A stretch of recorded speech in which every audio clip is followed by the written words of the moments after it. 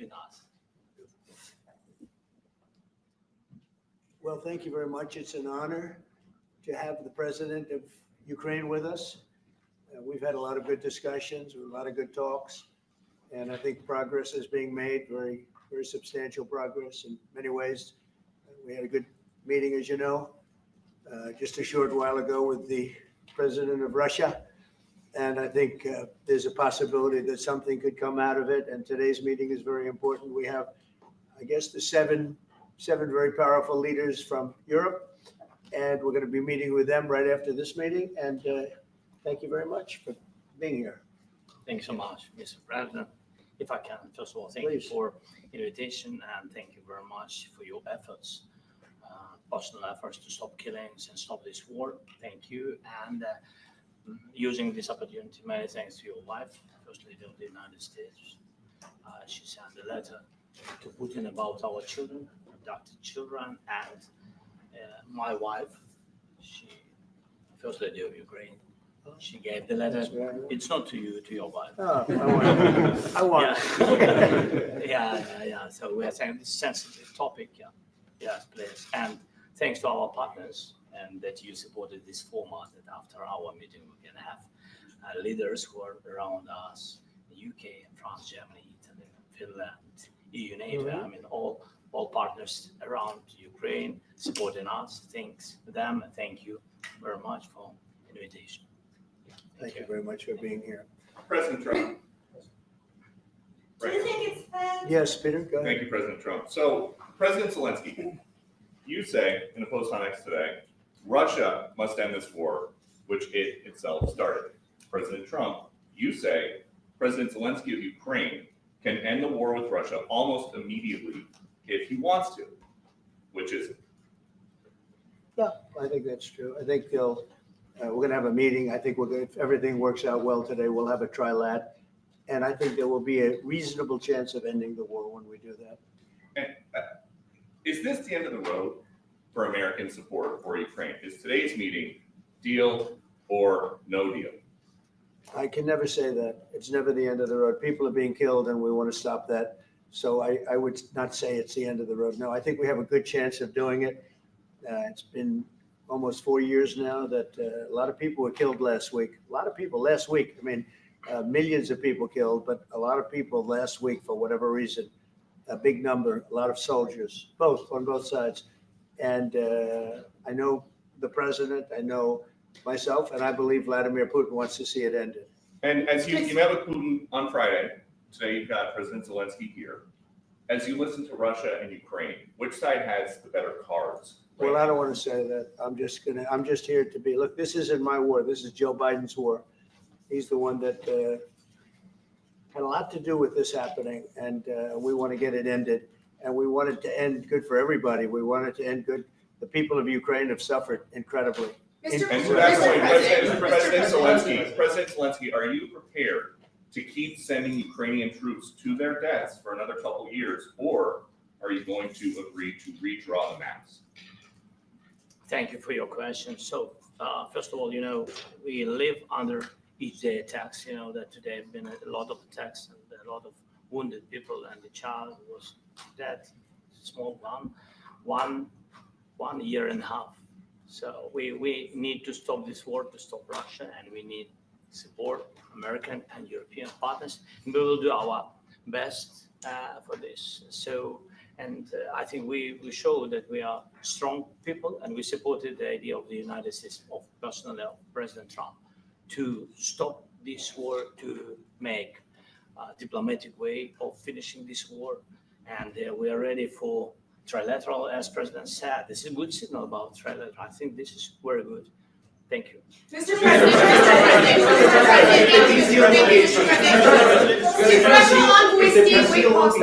Yes, if the peace deal will be achieved, are you going to be willing to send American peacekeepers to Ukraine? But we're going to work with Ukraine. We're going to work with everybody, and we're going to make sure that if there's peace, the peace is going to stay long term. This is very long term. We're not talking about a 2-year peace and then we end up in this mess again. We're going to make sure that everything's good. We'll work with Russia. We're going to work with Ukraine, and we're going to make sure it works. And I think if we can get to peace, it's going to work. I have no doubt about it. Your team has Please, talked go about, ahead. your team has talked about security guarantees. Could that involve U.S. troops? Would you roll that out in the future? We'll let you know that maybe later today. We're meeting with 7 great leaders of great countries also, and we'll be talking about that. They'll all be involved, but there'll be a lot of help. When it comes to security, there's going to be a lot of help. It's going to be good. They are first line of defense because they're there. They're Europe, but we're going to help them out also. We'll be involved. Mr.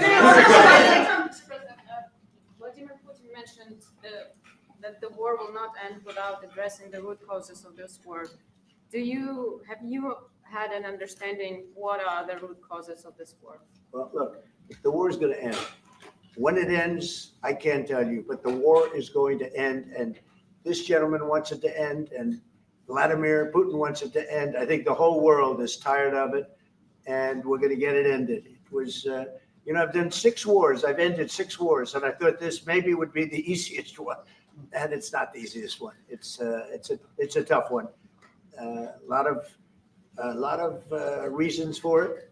And they'll be talking about it for a long time, but they'll be talking about the others. Look, India, Pakistan, we're talking about big places. When you look at, you just take a look at some of these wars. You go to Africa and take a look at that. Rwanda and the Congo, Republic of the Congo. That's been going on for 31 years. And so we've done a total of 6, and we really have 6, not including the fact that we obliterated, and it turned out to be a total obliteration, the nuclear, as you said, the future nuclear capability of Iran. And this one, I think we're going to get solved also. I feel confident we're going to get it solved. Like guarantees or special envoy put forward. Thank you, Mr. President. Can you tell us about your conversations with European leaders and what they need to see to support an end to the war? Yeah, well, we're going to be meeting with a great representative group and 7 very powerful, very big countries and great people, all friends of mine and friends of yours. And we're going to have some suggestions made. They want to see peace. They would like to see peace. When did Russia? Go You said last In the night red, in the red. President Trump, do you think it's fair to for Ukraine and for Russia to achieve a lasting and durable peace if Ukraine cedes its territories that Russia hasn't yet conquered? Do you think it's a fair peace for Ukraine? We're going to have a lasting peace. Just to answer the first part of your question, we're going to have a lasting peace. I hope it's going to be immediately. I hope it doesn't have to go on. And I think people of the whole world is going to be very happy when that's announced. Yeah, please. Mr. President, you posted on social media, Mr. President, a very touching letter from the First Lady, and the letter was hand-delivered to President Putin, and it calls for an end to the war, essentially, because of the children and the children's future. Why did the First Lady feel that letter was necessary? Was it because she believes that Mr. Putin is the aggressor in the war? Is a similar letter being hand-delivered to President Zelensky? So the First Lady felt very strongly. She's watched the same thing that you watch and that I watch. I see things that you don't get to see, and it's horrible. But when she's got a great love of children, she has a wonderful son that she loves, probably more than anybody, including me. I hate to say it, but she loves her son. She loves children. And she hates to see something like this happening, and that goes for other wars too. I mean, she sees the heartbreak, the parents, the funerals that you see on television. Always funerals. We want to see something other than funerals. No, she felt it was a beautiful letter. It was very well received by him, and she did ask me to say, she would love to see this end. She would love to see it end, and she says it very openly, very proudly, and with great sorrow because so many people have been killed. Mr. President, last week, Brian, go ahead, Brian. Yes, sir. I've got a question for each of you. First of all, President Zelensky. You look fabulous in that suit. I said the same thing. Yeah, you look good. I said the same thing. Yeah, looks Isn't good that on nice? you. That's the one that attacked you last time. See, now he's. I remember. Yeah, I apologize to you. You look wonderful. No, my first question for you, President But you Zelensky. are in the same suit. You see, I changed, you are not. Maybe yours is much better. Real quickly, upon peace, God willing, we get peace. Are you open to holding an election in your country? Yes, of course. We are open for election, yes. We have to do safety circumstances. And a little bit, we need to work in the parliament because during the war you can't have elections, but we can do security. We need, maybe, how to say, we need a truth, yes, everywhere, in the battlefield, in the sky, and the sea, yeah, to make possible for people to do democratic, open, legal elections. So you say we're ready. during the war, you can't have elections. So let me just say 3.5 years from now. So you mean if we happen to be in a war with somebody, no more elections? Oh, that's good. I wonder what the fake. You like news this is gonna idea? say. Yeah. No, this is- No. Speaking of news, I got a question for you. This sounds insane for me even to ask this. But do you think the American media really doesn't even want a peace deal because they've seen they've been so critical of you every step of the way as you lead the charge for peace? It's an amazing phenomenon. I said that if in the settlement you got Moscow, St. Petersburg, and thousands of miles around them, they would say, I made a bad deal. The level of hatred and animosity is incredible. Not with all. I mean, we have great people up here. We also have terrible people up there that I think are told what to say. But, in solving all of these wars, they don't even write about it. I saw major wars. I saw wars that have been going on for 31, 35, and 37, and a couple of quicker ones. One that was going to go into a full-blown deal very quickly. You know what the one I'm talking about? It was a big one. But they don't even write about that. No matter what I do, no matter what, and this is not anything to do with you. It's probably to your advantage in a certain way. But no matter what I do, no matter what deal I make, from my standpoint, you'll come out good. Maybe President Putin will come out good. But they'll say Trump was absolutely horrible. It's just it. And I've lived with that for a long time. I've lived with it since just before the first election. I used to get great publicity. Now I get the worst publicity anyone's ever gotten in office. But I won in a landslide, so that people understand they're the only ones that count ultimately. But I've also had great reporters. I've had journalists that are very good. But it's very sad when you do the right thing. As an example, they said, because of the fact that Vladimir Putin came to American soil, this was a tremendous defeat for Donald Trump. No, it was really wonderful that he did it. It was a hard thing for him to do, to be honest with you. It was the opposite of what they said, but they said it. Now, if he didn't come, they'd say that was also bad for Trump. There's no way. And there's just a great dishonesty of the press. And I think that's why it's lost its credibility. Its credibility is at an all-time low. We have a thing going on right now in D.C. We went from the most unsafe place anywhere to a place that now friends are calling me up, Democrats are calling me up, and they're saying, sir, I want to thank you. My wife and I went out to dinner last night for the first time in 4 years. And Washington, D.C. is safe. And you did that in 4 days. I'll tell you, it's safe. I had another friend of mine. He has a son who's a great golfer. He's on tour. And he came in fourth yesterday in the big tournament where Scotty Scheffler made the great shot. And he said his son is going to dinner in Washington, D.C. tonight. I said, would you have allowed that to happen a year ago? He said, no way. No way. He said, what you've done is incredible. And I think the people realize it. But the press says, he's a dictator. He's trying to take over. No, all I want is security for our people. But people that haven't gone out to dinner in Washington, D.C. in 2 years are going out to dinner. And the restaurants the last 2 days were busier than they've been in a long time. So I walked around yesterday with MTG. If you could walk around with DC with MTG and not be attacked, the city is safe. Yes. Sir, on the Thank you, Mr. President. Last week, you warned of what you called severe consequences if a 30-day ceasefire or any type of ceasefire were not agreed to by Russia. Will there be severe consequences? Does that change because you're I don't meeting think you with need a President Putin? ceasefire. You know, if you look at the 6 deals that I settled this year, they were all at war. I didn't do any ceasefires. And I know that it might be good to have, but I can also understand strategically why, well, you know, one country or the other wouldn't want it. You have a ceasefire and they rebuild and rebuild and rebuild, and, you know, maybe they don't want that.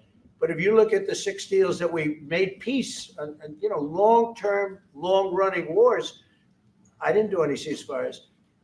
Would I like the concept, you know, I like the concept of a ceasefire for one reason, because you'd stop killing people immediately, as opposed to in 2 weeks or 1 week or whatever it takes. But we can work a deal where we're working on a peace deal while they're fighting. They have to fight. I wish they could stop. I'd like them to stop, but strategically that could be a disadvantage for one side or the other. But all of these deals I made without even the mention of the words ceasefire. President Zelensky, can you explain the decision to offer Ukraine Article 5 like security guarantees, but stop short of pushing for their full membership? Yeah, well, we haven't done anything on that yet. If you look back and you go back long before President Putin, it was always a statement that they would never allow Ukraine into NATO. So that was a statement that was made, but we haven't discussed any of that yet. We're going to be discussing it today, but we will give them very good protection, very good security. That's part of it. And the people that are waiting for us, they are, I think they're very like-minded. They want to help out also. Thank you, President. Thank you, President Trump. Are you disappointed there's no The United ceasefire, Mr. States- President? The United States has already given hundreds of billions of dollars to this war effort in Ukraine. Right. At best, it is a stalemate and the killing continues. So President Trump, how much more is the United States willing to give Ukraine? And President Zelensky, how much more do you want? Well, I'll start off just by saying we're not giving anything now. We're selling weapons. This is something before, I guess the number is well over $300 billion. That was under Joe Biden, a corrupt politician, not a smart man, never was. By the way, go back 40 years. He was not a smart man 40 years ago either, but now he's in particular bad. This was done by a corrupt administration that shouldn't have been in. And frankly, if the right results of the election were given, if I were president, this war would have never taken place. And he would have been very happy because he would have liked to have seen. I mean, they went through hell. He went through hell. This war would have never happened. And the people that were killed, a couple of million people, a lot of people with soldiers and everything else, and the people that have been displaced and forced into other areas and other countries because of what's happened, none of that would have happened. And I'm just saying that he was a horrible president, whether it was the borders or this, he was just a horrible, corrupt president. Mr. President. You want to? Yeah, I can. Thank you so much. So first of all, we have possibility now to buy weapons from the United States. We are thankful for this program and this opportunity. We are thankful for Europe. They pay for this. And through NATO program, for example, Pearl and etc., we have some programs where we can have some money to finance this. And this is a part, I think, it's not a part for the war and to defend us. It also will be a part for security guarantees, to strengthen our army, to rearm Ukrainian army. This is very, very important. And it depends how much money we need to rearm. For example, the question of air defense, we spoke about it with President Trump, and I'm happy that we have now bilateral decisions and we work on it with production, American production. Nobody in Europe has so many air defense like Patriots, for example. We need it very much, and this is also about defending. I think the good news, we make the best military equipment in the world by far. You mentioned the Patriots. How good are they? Systems. We have systems, they're literally 100% foolproof. And it's really like shooting two bullets, two bullets hitting each other in the air in a space like this. The chance is 100%. It's 99 to 100%. So we sell the equipment to NATO. and NATO does what, I don't know what the arrangement is that you have with, but I know that they want you to have the equipment. And we're getting the best equipment in the world, but they pay us for the equipment. Under Biden, it was just crazy what was going on. I believe the number is over 300. I think it could be $350 billion worth of equipment and money and everything else. And we've made more progress in settling this war in the last 2 months than they made in 4 years. This should have been settled a long time ago, but it should have never happened. Yeah, please. Real quickly, you pushed out on social media. All right, Brian, go first. You pushed out on social media about doing away with mail-in ballots and potentially electronic voting machines. Can you expand on that and how important? Well, that's a very off topic, just really quickly. Mail-in ballots are corrupt. Mail-in. Hi there, my name is Shannon. Welcome to the Griffith in Crown Park. Let me take you for a tour. The main floor features this. We get rid of mail-in ballots. We're going to start with an executive order that's being written right now by the best lawyers in the country to end mail-in ballots because they're corrupt. And you know that we're the only country in the world, I believe, I may be wrong, but just about the only country in the world that uses it because of what's happened. Massive fraud all over the place. The other thing we want change are the machines. For all of the money they spend, it's approximately 10 times more expensive than paper ballots. And paper ballots are very sophisticated with the watermark paper and everything else. We would get secure elections. We'd get much faster results. The machines, I mean, they say we're going to have the results in 2 weeks. With paper ballots, you have the results that night. Most people but most people, many countries use paper ballots. It's the most secure form. So between paper ballots, very, very important, paper ballots, and I think maybe even more important, the mail-in voting. We're going to end mail-in voting. It's a fraud. If you have mail-in vote, even Jimmy Carter with this commission, they set it up. He said the one thing about mail-in voting, you will never have an honest election if you have mail-in. And it's time that the Republicans get tough and stop it because the Democrats want it. It's the only way they can get elected. Because with men and women's sports and with transgender for everybody and open borders and all of the horrible things, and now the new thing is they love crime. They're fighting me on the fact that I've made Washington, D.C. safe. We're not going to get mugged, beaten up, or killed like all the people you've been watching get so badly hurt. I'm glad, I hate to take your time with this, but I'm glad you asked me that question. Sorry. We're going to stop mail-in ballots because it's corrupt. You know, when you go to a voting booth and you do it the right way and you go to a state that runs it properly, you go in, they even ask me, they asked me for my license plate, for identity. I said, I don't know if I have it. They said, sir, you have to have it. I was very impressed, actually. But it's very hard to cheat with mail-in voting. As you know what happens in California, it's so corrupt where some people get 5, 6, 7 ballots delivered to them. Now, we got to stop mail-in voting, and the Republicans have to lead the charge. The Democrats want it because they have horrible policy. If you have mail-in voting, you're not going to have many Democrats get elected. That's bigger than anything having to do with redistricting, believe me. And the Republicans have to get smart. We're not going to have a country. I said for a long time at rallies, you need borders and you need free and fair elections. Those two things. Otherwise, you don't have. We have strong borders now. In 90 days, Mr. President, we didn't have 1, 0, 0, and 3 months. Not one person came in illegally into our country. In fact, even I find that hard to believe, but it's run by a little bit of a liberal group that put out the numbers. So I guess it's, but 0, 0, and 0. You go back a year ago, 2 years ago, 3 millions of people poured into our country. It was terrible. Thank you very much. President Zelensky, what security guarantees do you need from President Trump to be able to make a deal? Is it American troops, intelligence, equipment? What is it? Everything. And really, it includes 2 parts. First, strong Ukrainian army. That's what I began to discuss with your colleagues. And it's a lot about weapon and then people and training missions and intelligence. And second, we will discuss with our partners. It depends on big countries, on the United States, on a lot of our friends. And Mr. President, are you willing to commit American troops to that NATO-like protection in order to get President Zelensky to a deal today? Well, I don't know if you define it that way, but NATO-like, I mean, we're going to give, we have people waiting in another room right now. They're all here from Europe, biggest people in Europe, and they want to give protection. They feel very strongly about it, and we'll help them out with that. I think it's very important. I think it's very important to get the deal done. You've been involved with the peacekeeping in Ukraine since your first day in the administration. What would you say to the Ukrainian people right now who are suffering under the Russian attacks and hoping that the American people will stand with them? Well, I know Ukrainian people. I've known many over the years. They're great people. They're smart. They're energetic. They love their country.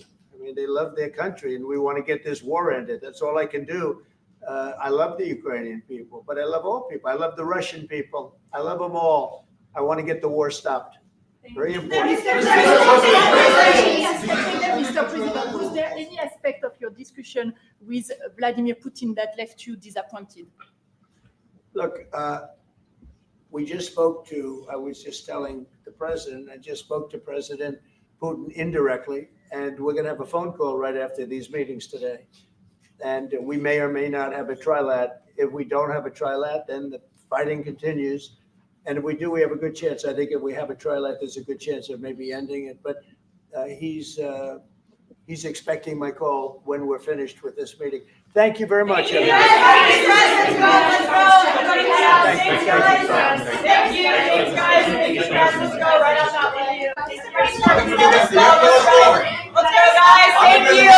press. Let's go. Let's go. Move. Come on, guys. Let's go. Thank you, guys. Thank you, press.